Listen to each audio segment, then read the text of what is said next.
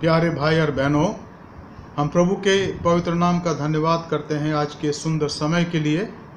और आज 29 मई है और 2020 और हमारे इस बाइबल अध्ययन की कड़ी में हम आगे बढ़ना चाहते हैं। मेरी आशा है कि आप सब स्वस्थ हैं, खुश हैं और प्रभु में निरंतर बढ़ रहे हैं। इसके पहले कि आज के अध्ययन करें, आइए हम प्रार्थना करें। स्वर्ग पृथ्वी के स्वामी, राजाओं के राजा, प्रभुओं के प्रभु, हम धन्यवाद देते हैं प्रभु कि आज शाम के समय आपने हमें मौका दिया कि हम आपके पवित्र नाम को ले सकें। हमारी प्रार्थना प्रभु इस वचन को समझने में हमारी मदद करें, सहायता करें प्रभु, ताकि हम आपके वचन के गूढ़ भेदों को जानें और अपने जीवनों को प्रभु आपके हाथों में सौंप सकें। आज के अध्ययन पर आपकी आशीष पाया जाए। हमारे उद्धारकर्ता प्रभु यीशु मसीह के पवित्र नाम से मांगते हैं, आमीन।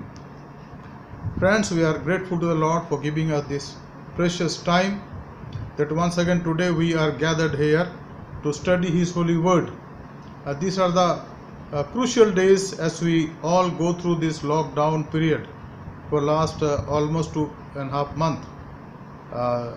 But God has been with us. He has been good to us, providing us all our needs and supplying everything that we need spiritually and physically also. We want to also thank God for all of you, our church members and our friends who are friends of our church members of Apostle Methodist Church Hindi, English and Nepali congregation. Your cooperation, your participation in this Bible study has been a real encouragement for all of us. Especially when I see the mobile in the late night.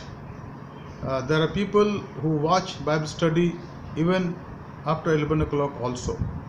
And time is yours, but we start at 7:30 the official time. But you are free to watch any time during the evening and late night also. Because late night you are free, you can concentrate and you can take up your notebook also if you want to write something. And then do the study with us. मित्रों, मैं जानता हूं कि हम लोग इस study के अंदर, हालांकि हमारा जो आधिकारिक इस समय है वो है शाम को 7:30 बजे, लेकिन हम में से बहुत से ऐसे भाई बहन लोग हैं, परिवार हैं, जो रात को लेट नाइट में इन्हें देखते हैं और वचन का अध्ययन करते हैं। तो ऐसा आप कर सकते हैं और इसमें बड़ी खुशी होती है हमें कि आप वचन पर ध्यान दे रहे हैं। मैं चाहूँगा कि अध्ययन के लिए आप अपने उन मित्रों को निमंत्रित करें जो सीकर्स हैं या जो वचन को पढ़ना चाहते हैं और उस पर ध्यान देना चाहते हैं, क्योंकि ये कलीसिया के लोगों के लिए है, साथ साथ उन लोगों के लिए है जो अपने जीवन को प्रभु की महिमा के लिए खर्च करना चाहते हैं। आज हमारे जो ध्यान का विषय है उसको हम प्रेरितों काम के अंदर पाते हैं और ये पाया जाता है प्रेरितों काम उसका 17 अध्याय और आज हम पढ़ेंगे उसके 30 पद से। अजीजों, जो आज के वचन का मुख्य पाठ लिया गया है वो लिया गया है प्रेरितों के कार्य उसका 17वां अध्याय 30 वचन से लेकर 34 वचन तक और उसका 18वां अध्याय 1 वचन से लेकर 11 वचन तक। For today's scripture portion has been taken from the book of Acts chapter 17 and verses beginning from 30 to 34 till chapter 18 verses beginning from 1 to 11. And first of all I will read in Hindi and then I will read in English.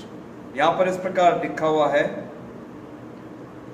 इसलिए परमेश्वर अज्ञानता के समयों से आना कानी करके अब हर जगह सब मनुष्यों को मन फिराने की आज्ञा देता है, क्योंकि उसने एक दिन ठहराया है जिसमें वे उस मनुष्य के द्वारा धर्म से जगत का न्याय करेगा जिसे उसने ठहराया है, और उसे मरे हुओं में से जिलाकर यह बात सब पर प्रमाणित कर दी है। मरे हुओं के पुनरुत्थान की बात सुनकर कितने तो ठट्ठा करने लगे और कितनों ने ये बात हम तुझसे फिर कभी नहीं कब सुनेंगे। इस पर पौलुस उनके बीच में से निकल गया, परंतु कई एक मनुष्य उनके साथ मिल गए और विश्वास किया, जिनमें दियुनुसियुस अरियुपगी था और दमरीस नाम की एक स्त्री थी और उनके साथ और भी कितने लोग थे। वचन 18 1 से लेकर 11।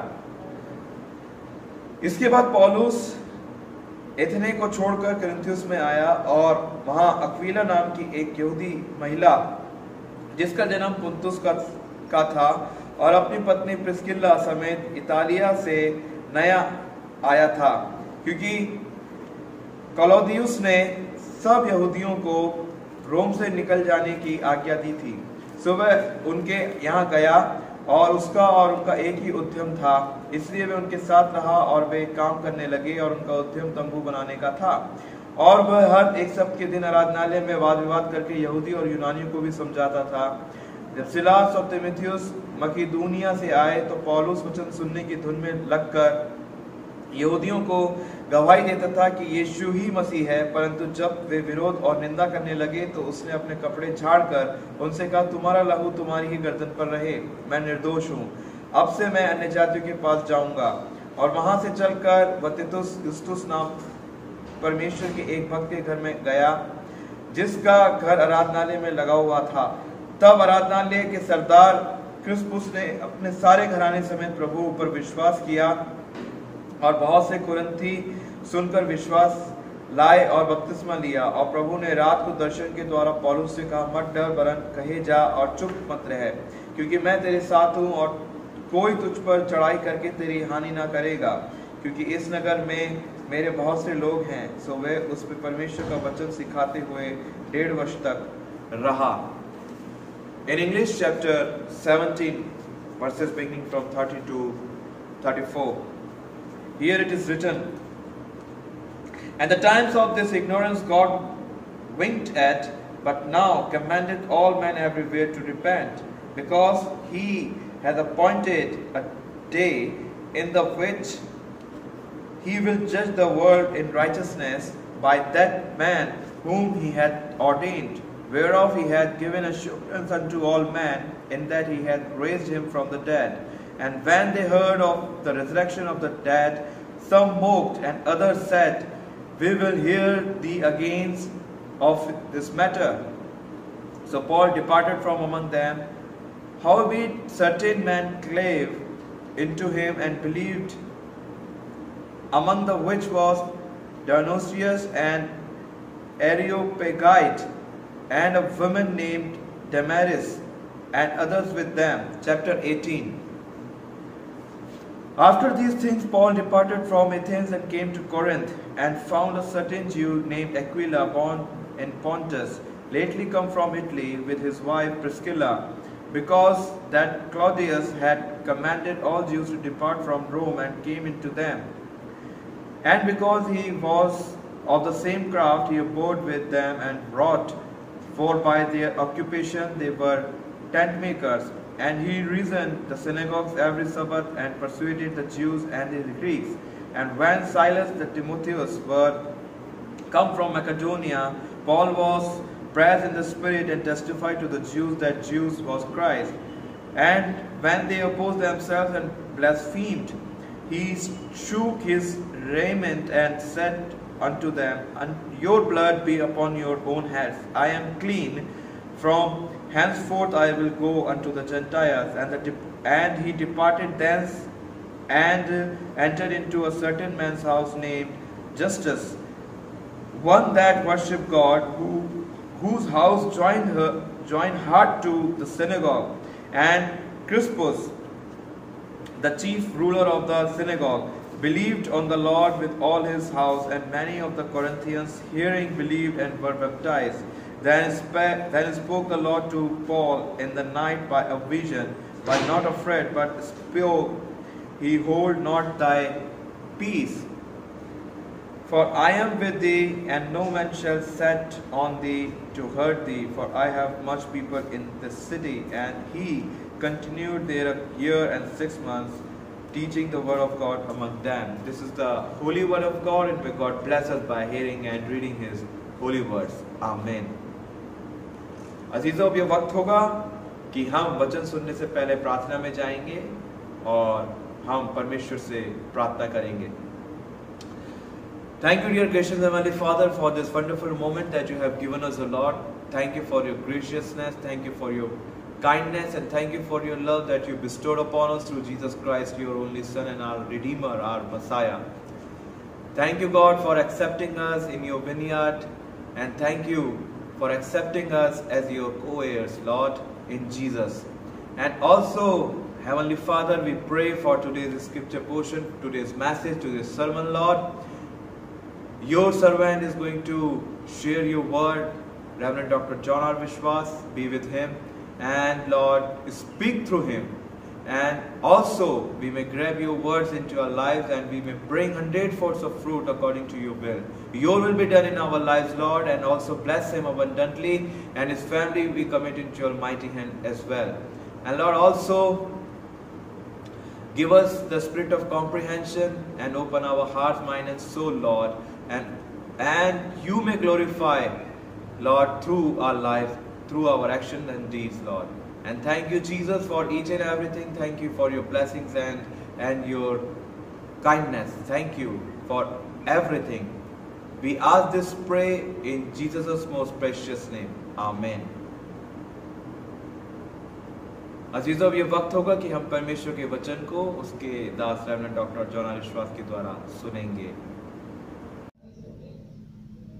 वचन में लिखा है, प्रभु के वचन में, प्रेरितों का काम उसका 17 अध्याय 30 पद में, इसलिए परमेश्वर ने अज्ञानता के समयों पर ध्यान नहीं दिया, पर अब हर जगह सब मनुष्यों को मन फिराने की आज्ञा देता है, क्योंकि उसने एक ही दिन ठहराया है जिसमें वह उस मनुष्य के द्वारा धर्म से जगत का न्याय करे, जिसे उसने ठहराया है, और उसे मरुभूमि से जिलाकर ये सब बात पर प्रमाणित कर दी है।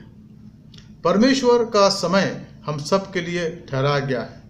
हम इस बात को नकार नहीं सकते, इस बात को हम झुठला नहीं सकते।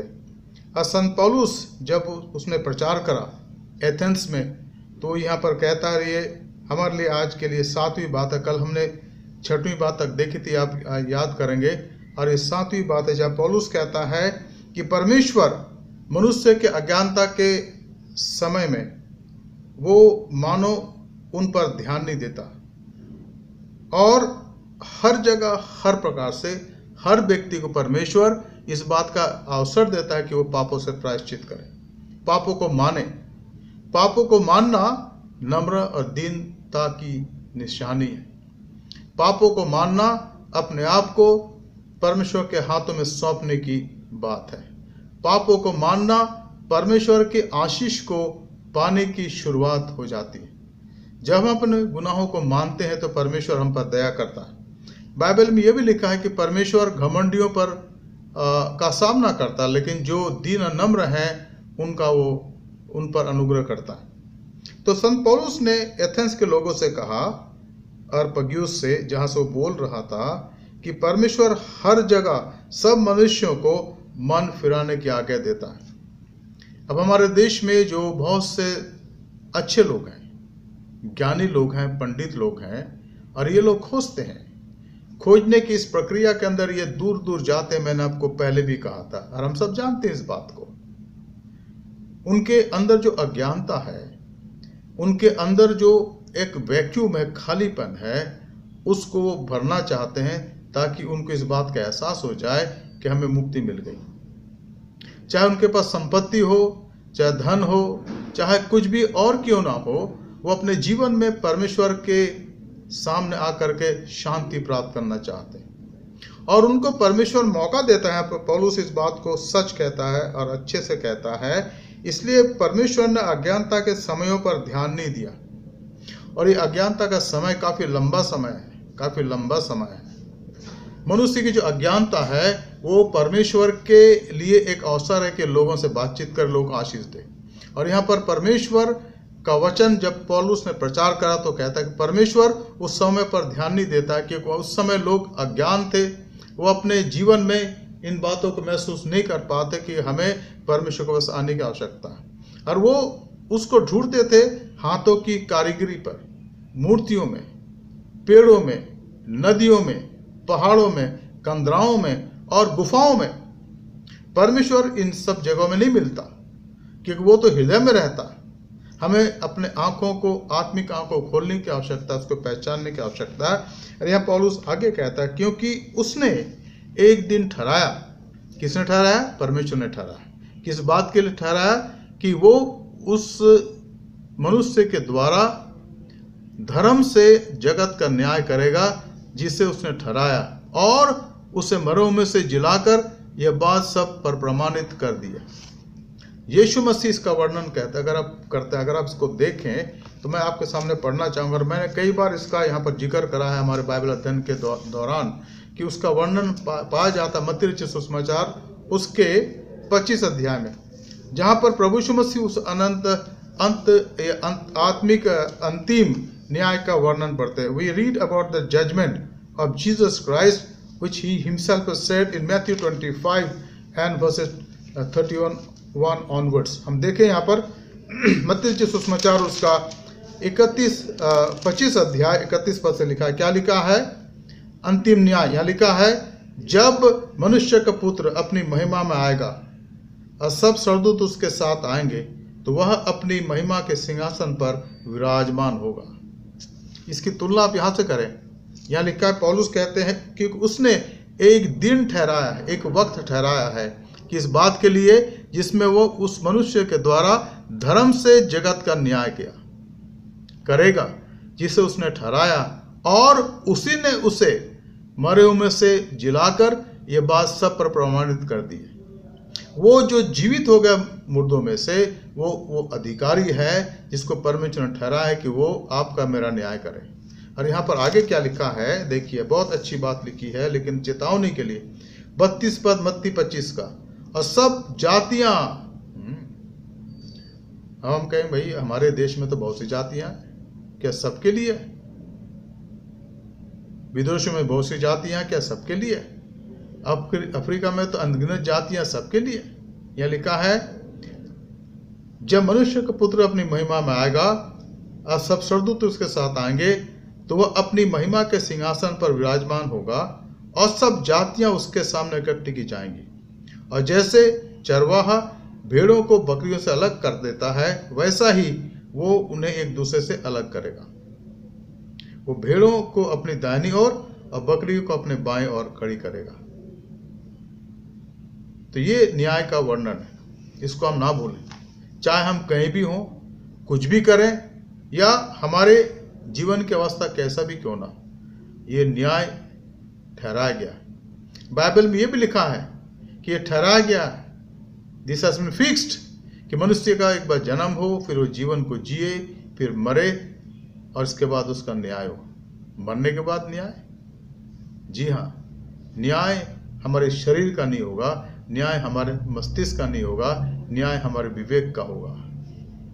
और इसीलिए बहुत बड़े विद्वान जिनको रिफॉर्मेशन का प्रवर्तक कहा गया है, डॉक्टर मार्टिन लूथर, उन्होंने कहा कि परमेश्वर हमारे विवेक का न्याय करेगा। इसलिए जो विवेक है ना, वो आपको कचोड़ता है।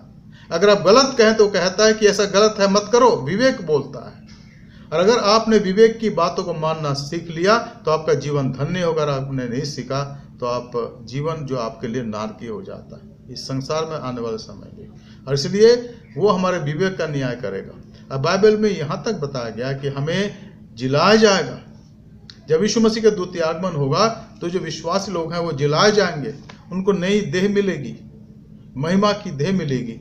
और एक दिन आएगा जब सारे लोग दुनिया के जो शुरू से लेकर आखिर तक होंगे, एक एक व्यक्ति उस न्याय आसन के सामने खड़ा होगा जिनका न्याय किया जाएगा। तो पौलुस यहाँ पर इस बात को स्पष्ट करता है कि न्याय होगा, और न्याय कौन करेगा? वो करेगा जिससे परमेश्वर ने मरे में से जिलाकर सब बात पर प्रमाणित कर दी। उसकी जो उसके जीवन के बारे में लिखी हुई बातें थी सब प्रमाणित हो गई कि कोई जी उठा। अगर वो जी नहीं उठता तो सारी बातें अन्यों को समान ठहरता। बहुत से गुरु हमारे देश में आए, बहुत और संसार में आए, बड़े बड़े सिखाने वाले आए, जो आए जिन्होंने सिखाया, और एक दिन उनकी मृत्यु हो गई और समाप्त हो गया सब कुछ। लेकिन यीशु मसीह अपनी मृत्यु के तीसरे दिन के बाद जी उठे। आठवीं बात हम देखते हैं, पद 32 में लिखा है, मरे हुओं के पुनरुत्थान की बात सुनकर कुछ तो ठट्ठा करने लगे और कुछ ने कहा, यह बात हम तुझसे फिर कभी सुनेंगे।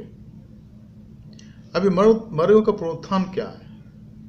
ये मरे हुओं का पुनरुत्थान क्या। मैं चाहूँगा कि हम थोड़ा सा पद और देख ले बाइबल में इसके बारे में, और वो पाया जाता है पहले कुरिन्थी की पत्री के 15 अध्याय के अंदर, जहाँ पर संत पौलुस पुनरुत्थान की बात का वर्णन करते, तो कहते पुनरुत्थान है क्या, पुनरुत्थान क्या, what is the resurrection, and Saint Paul talks about that in 1 Corinthians chapter 15। और यहाँ पर मैं आपके सामने पढ़ूंगा 35 पद। I read for you from 1 Corinthians chapter 15 verse 35 onwards। अब कोई ये कहेगा मुर्दे किस रीति से जी उठते हैं और कैसी देह के साथ आते हैं। हे निर्बुद्धि, जो कुछ तू बोता है जब तक वो ना मरे जिला नहीं जाता, और जो तू बोता है यह वह देह नहीं जो उत्पन्न होने वाली है, परंतु निरा दाना है, चाहे गेहूं का चाहे किसी और अनाज का, परंतु परमेश्वर अपनी इच्छा के अनुसार उसको देह देता है। हर एक बीज को उसकी विशेष दे। सब शरीर एक समान नहीं है। मनुष्यों का शरीर और है, पशुओं का और है, पक्षियों का और है, और मछलियों का और है। और आगे क्या कहता है, स्वर्गीय देह है और पार्थिव देह भी है, परंतु स्वर्गीय देहों का तेज और है और पार्थिव का और। सूर्य का तेज और है, चांद का तेज और है, तारागणों का तेज और है, क्योंकि एक तारे से दूसरे तारे के तेज में अंतर है। तो परमेश्वर का पुत्र जब दोबारा इस दुनिया में आएगा तो लिखा है वचन में कि कब्रें खुल जाएंगी, और समुद्र के अंदर भी जो मरे हुए पड़े हुए थे उनको वो दे देंगी, या जिनका दाह संस्कार कर दिया गया था वो भी जिलाए जाएंगे, जो जमीन के अंदर दबे हैं उनको भी जिलाएगा, क्योंकि परमेश्वर से सब कुछ हो सकता है। हम इस बात को ना बोले कि with God everything is possible. आप ये ना कहे कि भाई साइंस तो अप्रूव नहीं कर, साइंस कहे कि भाई वो तो जला दिया गया, राख हो गया इधर, नहीं नहीं नहीं नहीं नहीं, उनका सब्सटेंस, उनका नाम उसके लेखे में है। अब वो कहीं भी भेजे जाए या कहीं भी जाए, उसके आनंद में रहे या अनंत दुख में रहे, वो कहीं भी हो अनंत काल के लिए, लेकिन उनका सब्सटेंस जो है, उनका जो बीज है वहाँ उल्लेखित है। इसलिए चाहे किसी प्रकार से उनके देह का संस्कार क्यों ना कर दिया गया हो, कोई फर्क नहीं पड़ता। जब अंत आएगा, जब न्याय का दिन आएगा, तो सारे लोग वहां पर एकत्रित होंगे। इस बात को हम जाने, इस बात को हम पहचाने। 9वीं बात जो हम यहाँ देखते हैं 33 पद, प्रेरितों का 17 अध्याय। इस पर पौलुस उनके बीच में से निकल गया, परंतु कुछ मनुष्य उसके साथ मिल गए और विश्वास किया, जिनमें दिनुसियुस जो अरियुपगुस का सदस्य था और दर्मिस नाम एक स्त्री थी, और उनके साथ और भी लोग थे। जब यहाँ पर संत पौलुस ने इन बातों का प्रचार करा, जहाँ वो अरियुपगुस का में था, वो खड़ा था उस हिल पर, उस ऊंची जगह पर जहाँ से लोग आत्मिक प्रवचन सुनते थे।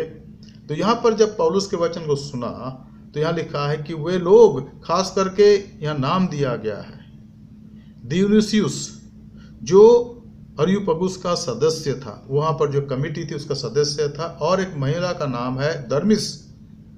उन्होंने और कई लोगों ने विश्वास किया। जब इन्होंने इन बातों को सुना तो इनके जीवन के अंदर एक परिवर्तन आया कि सचमुच में ये बातें अगर यूं ही है तो भाई सबसे अच्छी बात है। हम तो अभी तक खामखा ढूंढ रहे हैं, चलो ठीक है ढूंढ लिया। हमारे यहाँ पर जो बड़े बड़े गुरु हुए हैं जिनके बारे में हम लोग सुनते हैं, जिनके प्रवचन को सुनते हैं, लेकिन उन्होंने तो ये बातें नहीं कही, उन्होंने पुनरुत्थान की बात नहीं कही। उन्होंने कहा कि अच्छे हो जाओ, न्यायप्रिय हो जाओ, अपने आप को कंट्रोल में करो और करुणा दया करो तो सब कुछ हो जाएगा। यहाँ तो कुछ और बातें हैं कि यहाँ जीवन है, उसके बाद भी जीवन है। तो यहाँ लिखा है कि बहुत से लोगों ने विश्वास करा और प्रभु के चरणों में आके। प्रिय मित्रों, जब हम बड़े आशा के साथ, बड़े विश्वास के साथ प्रचार करते हैं, मित्रों आप ये मत सोचना कि लोग नहीं सुनते हैं, लोग सुनते हैं। और परमेश्वर का आत्मा उनको कायल करता है और वो विश्वास करके उसके पास आते हैं। लेकिन मूल बात है कि विश्वास करने की आवश्यकता है, उसको जानने की आवश्यकता है, उसको पहचानने की आवश्यकता है, उसको आत्मसात करने की आवश्यकता है। 10वीं बात हम पाते हैं 18 अध्याय प्रेरितों का 18 अध्याय 1 पद, 10वीं बात। इसके बाद पौलुस एथेंस को छोड़कर कुरिन्थुस में आया। वहाँ उसे अक्विला नामक एक यहूदी मिला जिसका जन्म पुंतुस में हुआ था। वह अपनी पत्नी प्रिस्किल्ला के साथ इटली से हाल में आया था, क्योंकि क्लॉडियस यानी सीजर ने सब यहूदियों को रोम से निकल जाने की आज्ञा दी थी, इसलिए वह उनके यहाँ आकर ठहर गया। पौलुस ने कुछ समय निकाला अपने मित्रों के साथ, और उसके मित्रों में कौन थे? सिलास और तीमुथियुस। अब वहां प्रचार के काम को करने के बाद, कलीसिया को स्थापित करने के बाद, अब पौलुस आगे जाता है। यह मिशनरी की सेवा। यह कहा जाता है कि जब 1856 में डॉक्टर विलियम बटलर बरेली में आए, उसके बाद उन्होंने कलीसिया की स्थापना रुवेलखंड में करी कुछ जगहों पर, फिर वो नैनीताल में गए और वहाँ पर उन्होंने पहले चर्च बिल्डिंग को बनाया जो आज भी ठंडी सड़क में नैनीताल में है, जिसको बनाया गया 1858 में। और करीब 6 साल यहाँ रहे वो भारत देश में, और उन पहाड़ों में, उन क्षेत्रों में इन्होंने कलीसियाओं की स्थापना करी, प्रचार करा। और इसके बाद 6 साल के बाद वो मेक्सिको चले गए, वहाँ उन्होंने वचन का प्रचार करा, क्योंकि वो जानते थे कि उनकी बुलाहट एक मिशनरी की बुलाहट है, एक ऐसे व्यक्ति की बुलाहट है जो जगह जगह कलीसिया की स्थापना करे। और उन्होंने बरेली में कार्य करा, उन्होंने मुरादाबाद में कार्य करा, उन्होंने नैनीताल में काम करा, उन्होंने काठगोदाम में काम करा, और उन्होंने और आगे काम करा। यहाँ तक कि वो आगे गए, वो उन पहाड़ों में सुसमाचार का प्रचार करा। और आज हम उन जगहों पर कलीसियाओं को देखते हैं। ये उनकी और उनके बाद आने वाले मिशनरीज के प्रयत्न का परिणाम है। और उन्होंने लोगों को मुकर्रर करा, और फिर अपने 6 साल के बाद डॉक्टर विलियम बटलर यहाँ से चले गए, क्योंकि उनको पता हो गया कि अब कलीसिया की स्थापना यहाँ हो गई है। कुमाऊं के पहाड़ों में कलीसियाओं की स्थापना जगह जगह हुई है। And after founding the churches in various places in Kumaon mountains, he left for Mexico after serving here for 6 years। तो यहाँ पौलुस ने भी ऐसा करा। जब उसने देखा कि एथेंस के अंदर कलीसिया की स्थापना हुई, लोगों ने विश्वास करा, यहाँ नाम दिया गया है, यहाँ दिया गया नाम, और यहाँ लिखा है कि दिनुसियस जो अरियुपगुस का सदस्य था, और दर्मिस, और उनके साथ और भी लोग शामिल हो गए और उनको स्थिर करा। इसके बाद यहाँ से वो निकल गए, कहाँ? कुरिन्थिस में। और कुरिन्थ के अंदर उनको एक कपल मिला जिनका नाम था अक्विला और उनकी पत्नी प्रिस्किल्ला। और यहाँ लिखा है कि क्लॉडियस जो सीजर था उनसे आज्ञा दी थी कि कोई भी विश्वासी रोम में, कोई भी यहूदी रोम में ना रहे, क्योंकि उनका विरोध हो रहा था। और ये यहूदी लोग थे, और ये वहाँ से चल करके आए और कुरिन्थ में बस गए, जहाँ पौलुस से उनकी मुलाकात हुई। अब हम यहाँ पर 11वीं बात को देखते हैं, तीसरा पद, जहाँ लिखा है उसका और उनका एक ही उद्यम था, इसलिए कि वह उनके साथ रहा और वे काम करने लगे, और उनका उद्यम तंबू बनाने का था। कभी कभी सोचते हैं ना कि मिशनरी का कार्य जो है उनको तनख्वाह मिल जाती है, सैलरी मिल जाती है, लेकिन मित्रों सब जगह ऐसा नहीं है। ये अपना काम करते थे, और उनका काम क्या था? तंबू बनाना, तंबू सीना। और उससे जो भी पैसा मिलता था उस पैसे को वे सुसमाचार के प्रचार के काम में लगाते थे। क्योंकि आप आगे देखेंगे कि प्रिस्किल्ला और अक्विला ने विश्वास करा, या अक्विला प्रिस्किल्ला ने विश्वास करा और प्रभु के सेवक बन गए, और पौलुस के साथ जुड़ गए, कहीं ना कहीं रहते थे वो। तो यहाँ पर पौलुस के अंदर एक और बात देखते हैं कि वो अपने कार्य को करके प्रचार करते थे। वो किसी पर आधारित नहीं थे, किसी पर डिपेंडेंट नहीं थे। और आज भी ऐसे बहुत से प्रचारक हैं, बहुत से प्रभु के सेवक और सेविका हैं, और हम उनको सैल्यूट करते हैं कि जो अपने कार्य को करके, चाहे वो व्यापार कर रहे हैं, चाहे वो कार्य कर रहे हैं, चाहे मेहनत का कार्य कर रहे हैं, लेकिन सब कुछ करने के बाद शाम को 3-4 घंटे प्रचार के काम में लगाते हैं नियमित रूप से। और कई लोगों को मैं ऐसे जानता हूँ, कहते हैं पास्टर मैं तो ये काम कर रहा हूँ, इसके बाद जब वक्त मिल जाता मैं प्रचार करता। आप धन्य हैं, प्रभु आपको आशीष दे। चाहे प्रभु के नाम से थोड़ा सा कार्य कर रहे हैं, सोशल वर्क कर रहे हैं, आप धन्य हैं। अब प्रभु इस कार्य को आशीष देगा यहाँ और आने वाले समय में, और आपके बच्चे आशीषित होंगे। इस बात को समझने की आवश्यकता है। अब यहाँ पर हम देखते हैं 11वीं बात जो हमने देखा यहाँ पर 30 पद में, और उसका और उनका एक ही उद्यम था, इसलिए वह उनके साथ रहा और वे काम करने लगे, और उनका उद्यम तंबू बनाने का था। वो हर एक सब्त के दिन आराधनालय में वाद विवाद करके यहूदियों और यूनानियों को भी समझाता था। संत पौलुस और उसके साथ जो उसके साथ चलने वाले थे, सिलास और तीमुथियुस और बाकी और लोग, वो हर रोज कार्य पर जाते थे, और वो जा करके जो यहूदियों के जो सिनोगोग है, आराधनालय है, वहाँ बैठ करके यहूदियों से और यूनानियों के साथ बात करते थे। They continuously preach the word of God. They had time every day, and what they did in Corinth, they went to the synagogue where Jews meet everywhere. They met every week on the Sabbath day, but here they met them every day, and just to meet them, lot of people came because they had heard what had been done earlier in other places in Athens and before that also. So they followed them. Some of them followed them, and Paul and his disciples and his friends, they used to argue with them. What was the topic of argument? We need to understand that in Christ all the law has been fulfilled, and therefore the Mosaic law has been fulfilled in Jesus Christ. So when you believe in Jesus Christ, you are saved by your faith, not by keeping the law. And there are many other things also they discussed. तो बहुत सारी ऐसी बातें जिस पर उन्होंने विचार करा, बातचीत करी, अब पौलुस उनके साथ निरंतर बातचीत करता था। अब यहाँ पर हम एक और बात देखते हैं जो 12वीं बात है 5वें पद में, 18 अध्याय 5वें पद। यहाँ लिखा है, ये कुरिन्थ की बात है। जब सिलास और तीमुथियुस मकदूनिया से आए तो पौलुस वचन सुनाने की धुन में यहूदियों को गवाही देने लगा कि यीशु मसीह। यू रिमेंबर, आप इस बात को याद देते हैं कि जब संत पौलुस आगे जा रहे थे, खास करके वो एथेंस को जा रहे थे बीरिया से, तो उन्होंने बीरिया में किनको छोड़ा? सिलास और तीमुथियुस को छोड़ा, क्योंकि वहाँ पर लोगों ने विश्वास किया था। अगर आप इसको पढ़ना चाहे यादगारी के लिए तो 17 अध्याय देख लीजिएगा, उसके 15 पद को देख लीजिएगा, या 14-15 को देख लीजिएगा। तो वहाँ पर ये काफ़ी समय तक रहे और बिरिया के विश्वासियों को मजबूत करा। अरब यहाँ पर आते हैं और पौलुस के साथ हो जाते हैं। यहाँ लिखा है, जब सिलास तीमुथियुस मकदूनिया से आए तो पौलुस वचन सुनाने की धुन में यहूदियों को गवाही देने लगा, यीशु ही प्रभु है। इनके साथ ही मिलकर कार्य करते थे और उनके प्रचार का एक ही मकसद था, उद्देश्य था कि यीशु मसीह के नाम को ऊंचा उठाया जाए। वो जो सारे सृष्टि का बनाने वाला है, वो जो सारी सृष्टि का रचने वाला है, वो जीवन देता है और जीवन प्रदान करता है, और जो जीवन को पाना चाहते हैं वो यीशु मसीह पर विश्वास करे। ये पौलुस चाहते थे, तीमुथियुस चाहते थे और सिलास चाहते थे। 13 पद 16 पद 18 अध्याय का।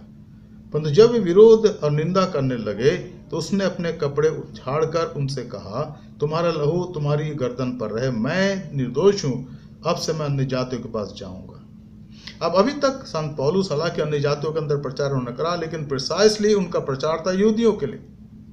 और अगर आप देखिए यहाँ पर, I like to read verse 5 of 18th chapter. When Silas and Timothy arrived from Macedonia, Paul was occupied with the word, testifying to the Jews that the Christ was Jesus. And when they opposed and reviled him, he shook out his garment and said to them, your blood be on your own heads. I am innocent. From now on I will go to the Gentiles. Now this decision was not a new decision for St. Paul. He was called by the Lord. He was called by the Lord for Gentiles. But he was giving his time, and he was always carrying that parchment, the decision of the Jerusalem Council, which took place years ago. So he is talking about Jesus Christ and talking with them that Jesus can do great work, and he is the miracle worker. And so anyone who believes in Jesus Christ will not be lost. तो यहाँ पर पौलुस अपने जीवन के द्वारा इस कार्य को कर रहे हैं इसका वर्णन हम यहाँ पर पाते हैं। और यहाँ लिखा है कि उन्होंने लोगों को समझाया, लेकिन कुछ लोग जो थे वो विरोध में हो गए। They became his against. यह लिखा है कुछ वे विरोध और निंदा करने लगे। लोगों ने निंदा कर, ये बात ही पौलुस के साथ साथ बार बार चलता था। वो प्रचार करते थे, लोग सुनते थे, कुछ विश्वास करते, कुछ विरोध करते थे। लेकिन यहाँ पर अब अधिकतर जब विरोध अधिक हो गया इन यहूदियों के बीच में, तो पौलुस के बारे में लिखा कि उसने अपने कपड़े झाड़े और उसने कहा कि अब तुम्हारे लहू का जो भार है, जो बोझ हम पर नहीं होगा, अब तुम्हारे गर्दन पर रहे। यहाँ लिखा है तुम्हारे लहू तुम्हारी गर्दन पर रहे, मैं निर्दोष हूँ, अब से मैं जातियों के पास जाऊंगा। That was the decision of Saint Paul, that now on we will go to the Gentiles. 14वीं बात 7 पद में लिखा है, वहां से चलकर वे तीतुस युस्तुस नामक परमेश्वर के भक्त के घर में आया, जिसका घर आराधनालय से लगा हुआ था। जब आराधनालय के सरदार क्रिस्पुस ने अपने सारे घराने समेत प्रभु पर विश्वास किया, अब बहुत से कुरिन्थवासी सुनकर विश्वास लाए और बपतिस्मा लिया। Now here comes one of the great testimony again. St. Paul left that place and he went to a house in Corinth itself, in the house of Justus. If you read verse 6 and 7, and when they opposed and reviled him, he shook out his garment and said to them, your blood be on your own heads, I am innocent.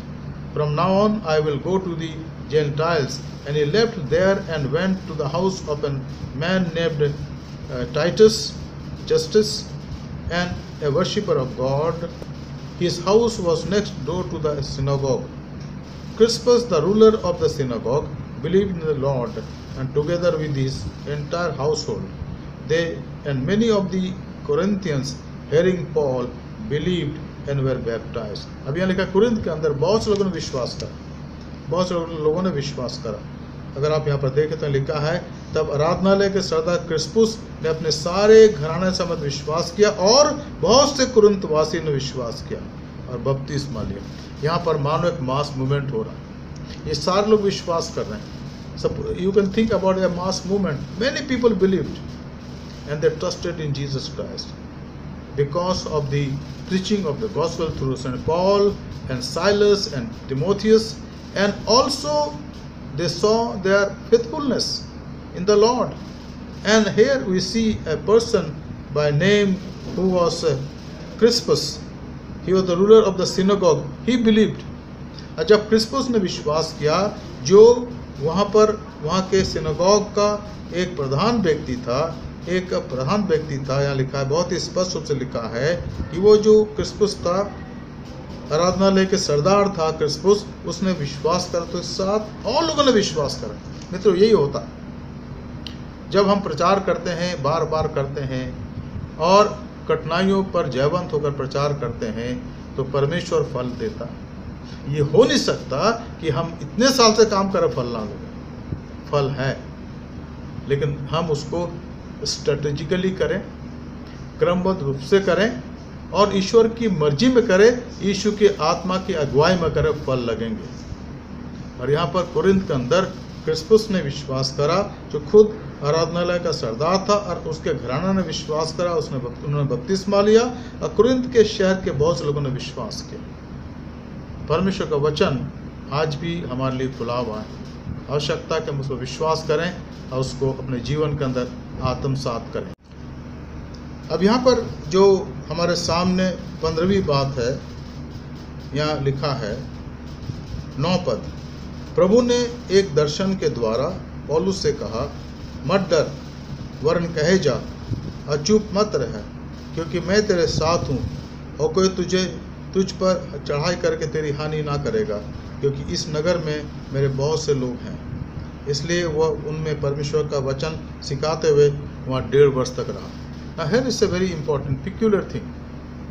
In his missionary journey, first time it is happening that he delayed to be in Corinth for 1.5 years.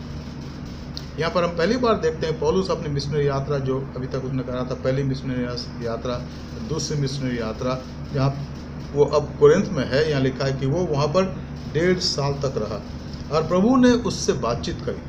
हम यहाँ पर एक दर्शन को देखते हैं और दर्शन के अंदर लिखा है कि प्रभु ने उससे कहा, मत डर, don't be afraid, don't be afraid, do not be afraid, but go on speaking and do not be silent.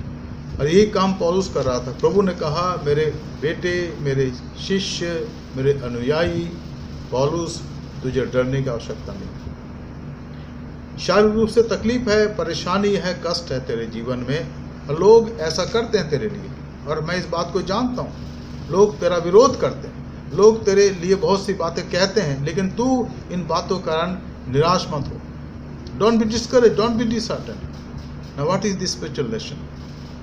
When you are sincere with the Lord, जब आप प्रभु के लिए विश्वास योग्य हैं प्रचार के कार्य में, वो आपको नहीं छोड़ेगा, वो आपके साथ रहेगा, हर कार्य में वो आपकी मदद करेगा। हाँ, ये कार्य प्रभु की इच्छा में होनी चाहिए। कभी कभी हम प्रभु की इच्छा से भटक करके अपनी इच्छा करते हैं, वहाँ प्रभु हमारे साथ रहता तो लेकिन दुखित होता है। वो कहता है कि पौलुस मत डर, डोंट बी अफ्रेड, चिंता मत कर, do not be afraid, but go on speaking and do not be afraid silent. तुझे जहाँ बोलना है तो बोल रहा है, मैं जानता हूँ पौलुस, तू बोलते जा।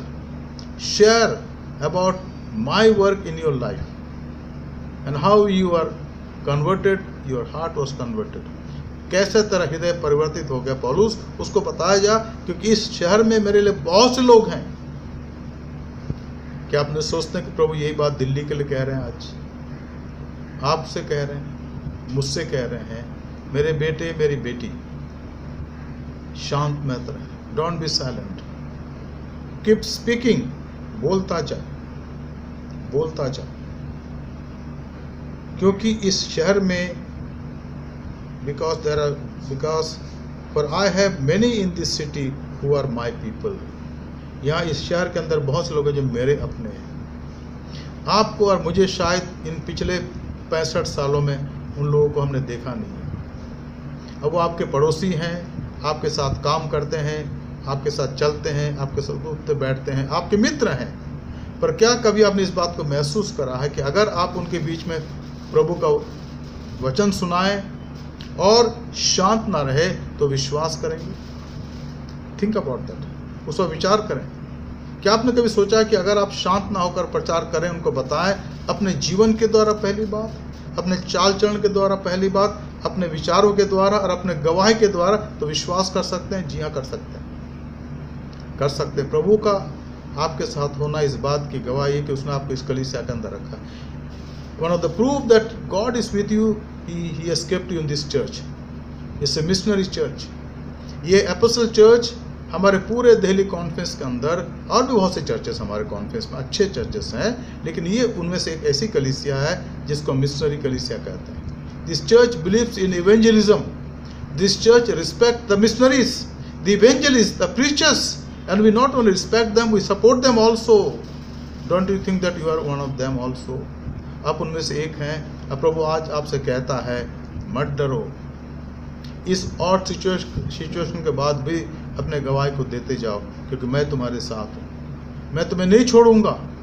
पौलुस को उसने उस समय कहा जब वो कोरिन्थ में था, पौलुस कहे जा, मत डर, वरन कहे जा और चुप मत रहा, क्योंकि मैं तेरे साथ हूँ और कोई तुझ पर चढ़ाई करके तेरी हानि ना करेगा। और आज मैं कहना चाहता हूँ प्रभु के सेवक होने के नाते, इस बड़े क्लेश में, इस बड़े तकलीफ में, जहाँ चारों तरफ निराशा है, परेशानी है, दुख है, आप अगर प्रभु पर विश्वास करते हैं, आप दृढ़ हो जाएं, आपका एक बाल भी बाका नहीं होगा, आपको संभालेगा वो। उसने पिछले 2.5 महीने तक आपको संभाला ना। और आपको याद है कि मैंने मार्च में क्या कहा था चर्च के अंदर?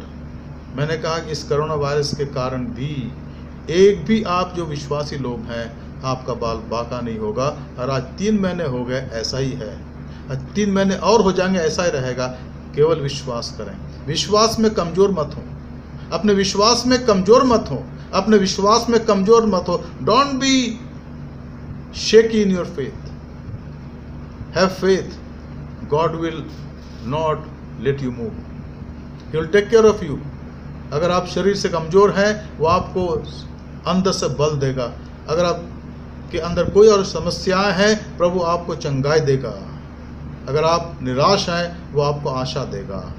वो कहता है, पौलुस से वो आपसे भी कहता है, मत डर, वरन कहे जा और चुप मत रह,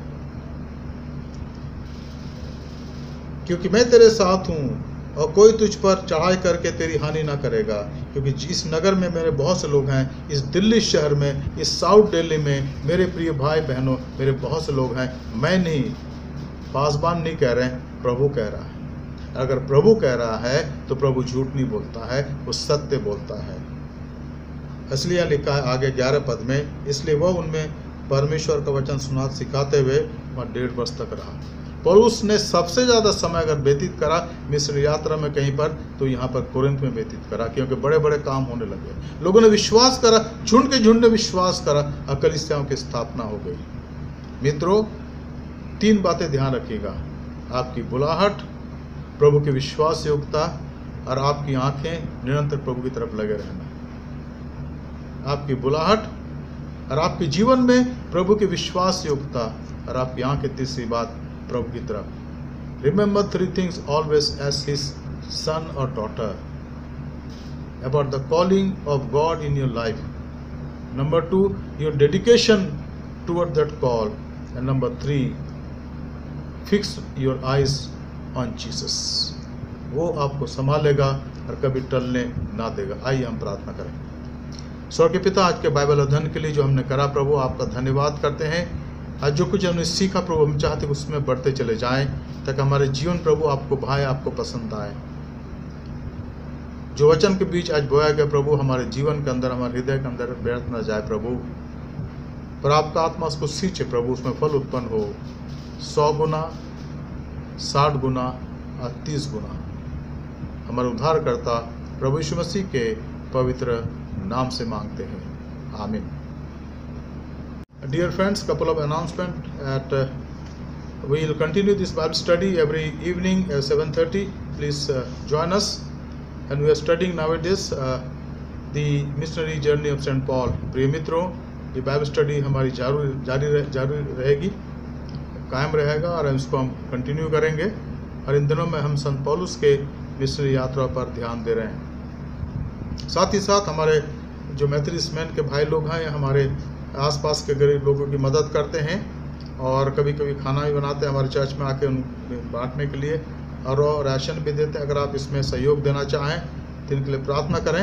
और जो भी आपसे बन पड़ता है, आप मिस्टर जेम्स अमूल्य को दीजिए और मिस्टर जॉली सैमुअल को दीजिए, और आपका जो धन है इसमें इस्तेमाल होगा, और सारा हिसाब रखा जा रहा है, और इसको हमारे चर्च के नोटिस बोर्ड में लगाया जाएगा जब सब कुछ नॉर्मल हो जाए. दूसरी बात, हम प्रार्थना करते रहें अपने देश के लिए. हालत ऐसा लगता है कि सुधर रही, फिर गड़बड़ हो रही है. अब रिपोर्ट्स आ रही हैं कि कुछ लोग मर रहे हैं. कुछ भी हो, हम प्रार्थना करें कि प्रभु अनुग्रह करें, दया करिए, कोरोना वायरस समाप्त हो जाए. और अभी आप देख रहे हैं कि टिड्डियाँ उड़ रही हैं हजारों की तादाद में, और मुझे बताया गया कि भाई कौवे आ रहे हैं हजारों की तादाद में, शहरों में आ रहे हैं. तो ये सारी बातें इस बात को दर्शाती कि है यीशु मसीह का आगमन निकट है. तो हम तैयार रहें और प्रार्थना करें कि प्रभु इन पर हमें जय दे, और हम निराश ना, हताश ना. तो हम प्रार्थना करें हमारे देश के लिए, हमारे कलीसिया के अगुओं के लिए प्रार्थना करें, हमारे बिशप साहब के लिए, बिशप सुबोध मंडल के लिए, मैडम सुदीप्ता मंडल के लिए, हमारे हर एक DSS के लिए, हमारे एग्जीक्यूटिव बोर्ड के लिए जो DRC का है, हमारे पासबानों के लिए, हमारे लेटी के लिए, कलीसिया के जवानों के लिए, बच्चों के लिए, हमारे WCS की बहनों के लिए, एवं हर एक परिवार के लिए प्रार्थना करें जो हमारे इस DRC के अंदर है, MCI के अंदर है. प्रभु इन दिनों में हमें रक्षा करें और हम सुरक्षित पाए जाएँ. हम प्रार्थना करें अपने देश के अगुओं के लिए, हमारे राष्ट्रपति, हमारे प्रधानमंत्री, हमारे राज्यपालगण, हमारे मुख्यमंत्रीगण, हमारे MPs, हमारे MLAs, हमारी पुलिस, हमारी सेना, और तमाम उन लोगों के लिए जो लोकल रूप से मदद करते हैं.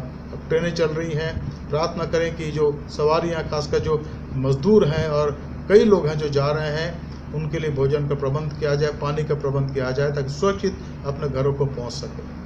हम प्रार्थना करें बाकी तमाम इंतजाम में जो हमारे देश की सरकार करती है, NGOs करती है, कलीसियाएँ करती है, बाकी लोग करते हैं, उसके द्वारा लोगों को फ़ायदा पहुँचे और लोग आशीष को प्राप्त कर सकें। आइए हम प्रार्थना करें। धन्यवाद, स्तुति और महिमा क्योंकि पिता परमेश्वर, स्वर्ग पृथ्वी के स्वामी, राजाओं के राजा, प्रभुओं के प्रभु, हम धन्यवाद देते हैं कि आज शाम आपने हमसे बातचीत करी प्रभु। वचन के आधार पर आज फिर से एक बार हम आपके हाथों में अपने आप को रखते हैं। चाहते प्रभु कि आप हमारी अगुवाई करें, आप हमें संभालें, ताकि हमारे जीवन, हमारी सेवकाई प्रभु आपको पसंद आए। हे प्रभु, अपने देश के लिए प्रार्थना करते हैं, हमारे देश के अगुओं के लिए प्रभु उन पर अनुग्रह करें, दया करें। हमारे चर्च के अगुओं के लिए प्रार्थना करते हैं, दया करें, अनुग्रह करें प्रभु। हर एक पर आपके आशीष पाया जाए, खासकर साउथ दिल्ली के हर एक कलीसिया पर आशीष हो, एक एक परिवार पर आशीष हो प्रभु। और पूरे DRC के लिए प्रार्थना करते हैं, दिल्ली रीजनल कॉन्फ्रेंस के लिए प्रभु आपकी कृपा, आपकी दया हम पर पाया जाए। हमें हर बुराई से बचाएं, हर परीक्षा से बचाएं प्रभु, और अपने अनुग्रह में आप हमें बढ़ाइए प्रभु। कलीसिया के लिए प्रार्थना करते हैं, एपोस्टल मैथोडिस्ट चर्च के लिए, हमारे इंग्लिश कांग्रीगेशन के लिए, हिंदी कांग्रीगेशन के लिए, नेपाली कांग्रीगेशन के लिए प्रभु, एक एक परिवार के लिए, एक एक माँ बाप के लिए, जवानों के लिए, बुजुर्गों के लिए प्रभु जी, और बच्चों के लिए। खासकर हम प्रार्थना करते प्रभु जल्द होने वाले हमारे चर्च के VBS के लिए प्रभु, जो लिंक के द्वारा होगी प्रभु, और जिसके बारे में ऐड दिया जा रहा है प्रभु, ताकि लोग आशीष पाएँ और आपकी महिमा, आपकी स्तुति, आपकी बड़ाई कर सकें। बाकी वक्त को आपके हाथों में देते हैं, अपने जीवनों को आपके हाथों में सौंपते हैं, और बड़े धन्यवाद के साथ इस प्रार्थना को उद्धारकर्ता प्रभु यीशु मसीह के पवित्र नाम से मांगते हैं, आमीन। अब हमारे खुदा यीशु मसीह का फजल, खुदा बाप की मोहब्बत, रूल कुदुस की इफाकत, शराकत हमें सारे के साथ इस समय और हमेशा तक होती रहे। And now may the grace of our Lord Jesus Christ, love of the Father and sweet communion of the Holy Spirit rest abide with all of us now and forevermore, amen. यीशु ही प्रभु है, प्रभु आपकी सहायता करे, आपको आशीष दे। किसी कारणवश आज मेरे ऑफिस में रिकॉर्डिंग नहीं हो सकी, क्योंकि जब रिकॉर्डिंग शुरू करी तो लाइट चली गई, तो यहाँ पर ऑफिस में आना पड़ा, जो आप जानते हैं, आप देख रहे हैं। लेकिन प्रभु का धन्यवाद हो। प्रभु आपकी सहायता करे, आपको संभाले, घर में रहिए, सुरक्षित रहिए, और किसी प्रकार से निराश मत होइए। प्रभु आपके साथ है, और हम एक दूसरे की प्रार्थना करते रहें। और आपके पासवान होने के नाते इस बात को आप जानिए कि हम आप सबों के लिए प्रार्थना कर रहे हैं। अब आप हमारे प्रार्थनाओं में निरंतर, नाम तो नहीं ले सकते, लेकिन सब के लिए प्रार्थना करते हैं। प्रभु एक एक परिवार को आशीष दे, हर एक को संभालें, चाहे वो बुजुर्ग हो, चाहे माँ बाप हो, चाहे जवान हो, चाहे बच्चे हों, हर एक की सहायता करे, हर एक की रक्षा करे, हर एक को सुरक्षित रखे, और अपने अनुग्रह के पंखों के आड़ में रखें, ताकि हम उसमें बढ़ते चले जाएं, उसकी महिमा कर सकें। सबों को शुभ रात्रि। God bless you. Thank you.